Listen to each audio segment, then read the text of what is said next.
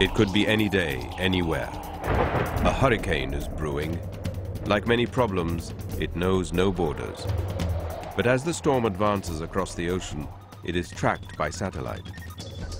Ships are directed to the shelter of safe harbors. People are warned to evacuate. It's a coordinated response made possible by the international system that shapes our world, the United Nations and its family of agencies.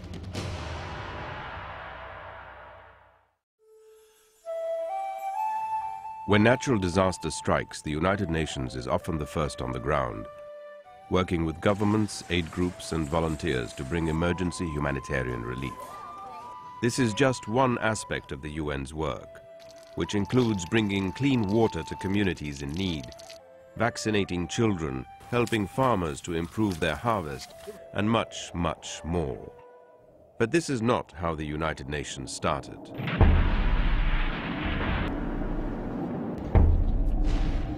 After the devastation of World War II, the world needed a workshop for peace, a way to avoid the scourge of war.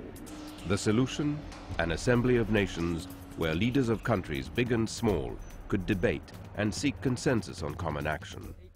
Today, the United Nations is the one truly global forum with 192 nations represented in the General Assembly. It's the 15-member Security Council that focuses on peace and security, taking action to avert war, resolve conflicts, and limit armaments. It hasn't always worked, but since 1945, the UN has brokered countless peace settlements, and it now keeps the peace in many places across the globe. From Haiti to Lebanon, from Timor-Leste to Liberia, from the Democratic Republic of Congo to Sudan, and in more than a dozen other missions around the world. Places where others cannot or will not go. Places where innocent men, women and children have been forced to flee and have nowhere to go. At home was war. We never knew who was fighting. We were sad to leave, and one day we want to return. For some 30 million refugees and displaced persons in more than 100 countries, the United Nations family is providing blankets, tents, books, and ways for people to restart their lives. Please help stop the war for the sake of the children. There are as many as 250,000 child soldiers in the world. The UN fights for their freedom and helps them to be children once again.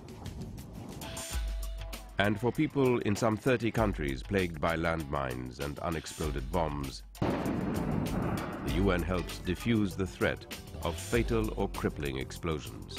We have saved thousands of lives.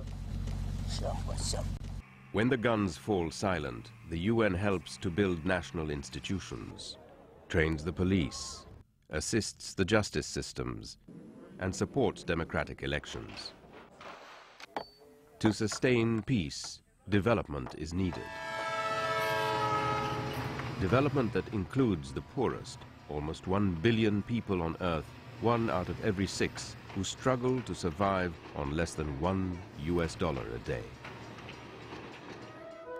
World leaders have formed a global partnership that sets 8 goals for humanity, collectively known as the Millennium Development Goals. To end extreme poverty, to combat disease and hunger, to promote gender equality, and ensure environmental sustainability. Much remains to be done by the target year 2015, but a real difference has already been made in people's lives. In improving maternal health, by providing health care to pregnant women. In combating the deadly impact of malaria, especially in Africa, and in fighting HIV and AIDS. I did the test. My husband also did the test. Both tests were negative. The UN has seen great success in combating disease. Smallpox has been eradicated. Today, the UN is making strides in tackling polio, measles, and other preventable diseases. We can point to undeniable progress. 3 million more children now survive each year. An additional 2 million people receive treatment for AIDS, and millions more children are in school. Schooling is a basic human right. one of many enshrined in the United Nations Universal Declaration of Human Rights, adopted in 1948. Decades later, it is still the standard against which all societies and all governments are measured. No government today dares to say that the Universal Declaration of Human Rights is none of their business.